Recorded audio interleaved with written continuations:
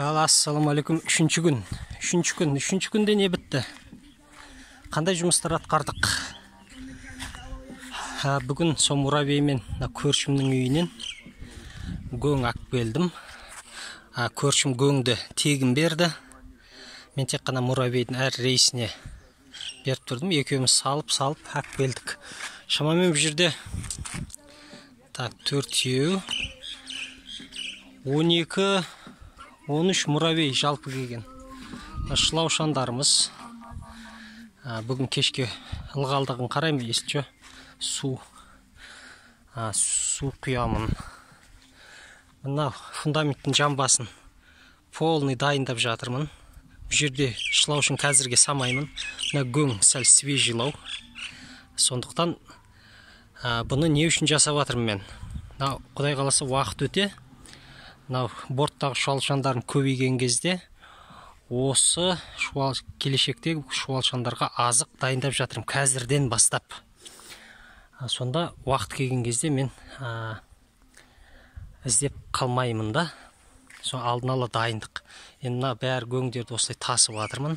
Мына жерге қатар қойдым. Енді фундаменттің төбе жағына да борт жасаймын.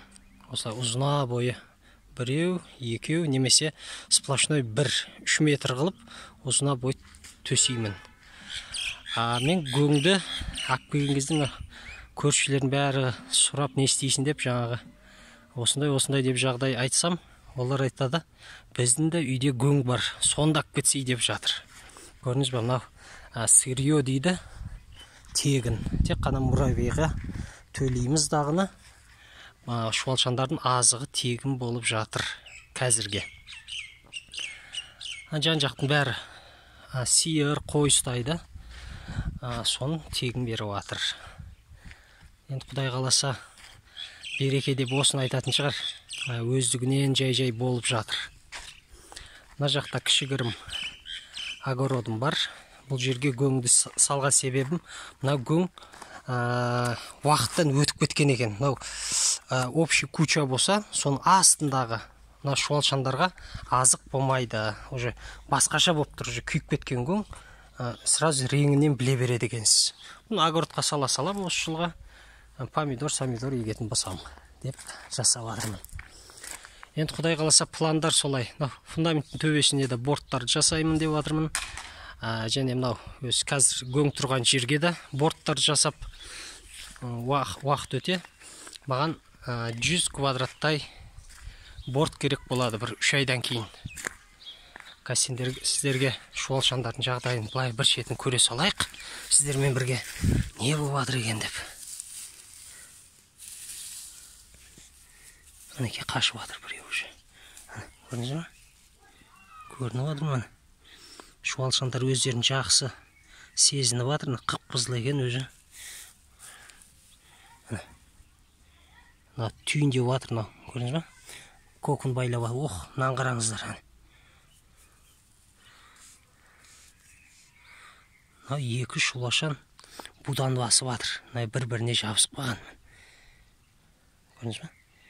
Бұның қасиеті сондай екен. Тез көбейеді екен да. Бір-біріне жабысып қалған кәдімгідей. Құдай қаласа, мынандай қасақ қояйын. Кедергі жасамайық. Оларды ашып жаба беруге де болмайды екен ғой. Осы көміп қоямыз да. Болды, все. Ертең Құдай қаласа қалаға барсам термометр. Ашып тексеретін сон барлығын алып. Сонымен де кейін тексеретін болам. Бүгінге осы видео. Ағашты жер аударған жоқ. Біз кеше айттық о жайында. Каналдан көре аласыздар. Енді Құдай қаласа биогумус 0-ден деп жатырмыз ғой. Енді осы каналдан қарап отырып, сіздің қолыңыздан келеді деп ойлаймын. Бірге бір жасасаңыздар, қолдарыңыздан келеді. Құдай қаласа бәрі жақсы болады. Қазақстанда материал көп екен, сирец, азық, шуалшан бар. Азырақ жайларыңыз болса, осылай жасай бересіздер. Назар салып қарағандарыңызға рахмет. Подписка жасап, лайк басуларыңызды өтінеміз. Комментарияға сұрақтарыңыз болса, қоя беріңіздер. По возможности жауап беретін боламын. Ал ендеше сау болыңыздар.